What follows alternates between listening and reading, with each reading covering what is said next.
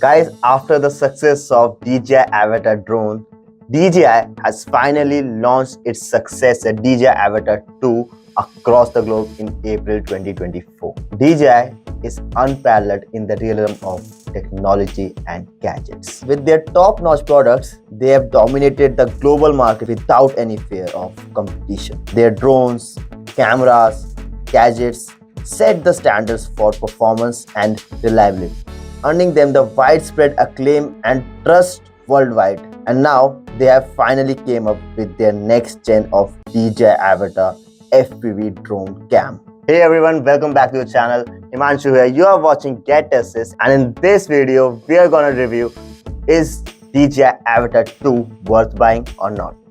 So let's get started. Guys, DJI Avata 2 comes in two variants. The first one is a single battery one and the second variant has 3 battery setup. It came in not so big box, but when you open the box, you'll first of all find a QR scanner, which after scanning will lead you towards the official Academy app where you can actually learn how to use DJI Avata 2. Then after scanning it, inside the box you'll get the drone set and some equipment. The bag will consist of DJI Avata 2 drone, DJI goggles 3, DJI RC Motion 3 and some more remaining accessories like manuals, cables, OTG cable and some cushions. Except from the 3 batteries, there is a slight difference between the 2 variants, which is the one with 3 batteries comes with 3 more things. First, a sling bag with it. Second one, 2 flight intelligent batteries. And the third one is a 2-way charging hub. To activate the drone, you have to charge all the 3 devices, the goggles, the remote controller and obviously the drone. After charging them full, you need to connect them to DJI Fly app by making your new account or just logging into your previous one. So let's discuss some really important points about DJI Avata 2, why it's worth buying or not.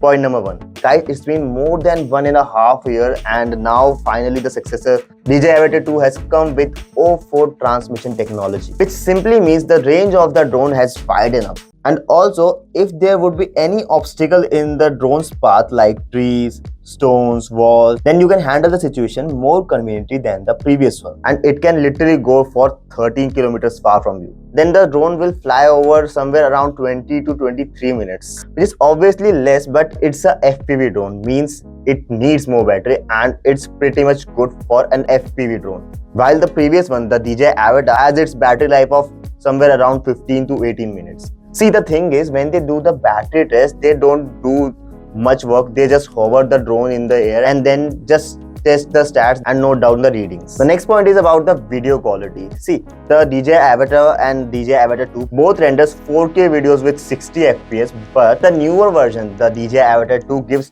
way more better resolutions than the previous one in terms of everything like picture quality, the color grading, the pixels, the resolutions, everything. This is because its inbuilt camera has 1 by 1.3 CMOS sensor, while the previous one, the Avata, has 1 by 1.7 inch CMOS sensor. There is one really good feature about it, that you can adjust its sharpness and you can do noise reduction right there while using the drone. Like you are actually flying it and changing its sharpness and colors, which will definitely help you while shooting in different atmospheres, different weathers and different lighting conditions. And trust me, in the post-production stage, it will really help you while doing the color grading, because you have already done the half of it while shooting it. Next comes stabilization. See, if you have used action cameras previously, then you should know why these action cameras are called action cameras, because of their next level stabilization abilities. And trust me, the footages are really stable without even doing the post-production work or using any of the software to stabilize it externally. Well, if you still need any stabilization software, then you can go for Gyroflow. It's a really good stabilization software and it will literally make your videos more cinematic and more eye smoothing. Its storage also expanded from 20 gigabytes to 46 gigabytes, and it's really a good thing to have an internal storage in it, because if you are a cinematographer, you're connected to the filmmaking field, you all know that somehow, somewhere, we literally forgot where's the memory card. You just forgot, like, where's the memory card. So it's a plus point that it has its own internal memory, and that also of 46 gigabytes. Then let's talk about the goggles, the DJI goggles 3. They are giving literally so smooth and so cinematic motion blurs, like they are giving next level footages and live in front of your eyes. Like you are already watching it live. The goggles are on your eyes like a VR headset, and you are watching live 3D or 7D movie, which is quite distracting too. Like you are using it and suddenly you are like, wow, it's so amazing. And the plus point is you are actually getting to know that how the shot has already been shot. But it has a drawback too. Sometimes people are reporting that you can get motion sickness of watching some things, like you already know what I'm talking about. And for that, it has two external cameras on the outside of its body, which will literally project you the outer world whenever you're getting motion sickness, that you can escape from the drone view to a normal view without removing your goggles. And it will definitely also help you in giving you a POV of while it's taking off and landing back. And guys, the last thing to highlight is the brand new RC Motion 3, the controller, which is slightly different from the typical controllers we have like a joystick. And it has several modes, and one of them is the easy acro mode, which will ease out all the spins, the 180-degree flips, the sudden and obvious the drifts. All of them will be on just one tap, one push of the joystick, and it's really good.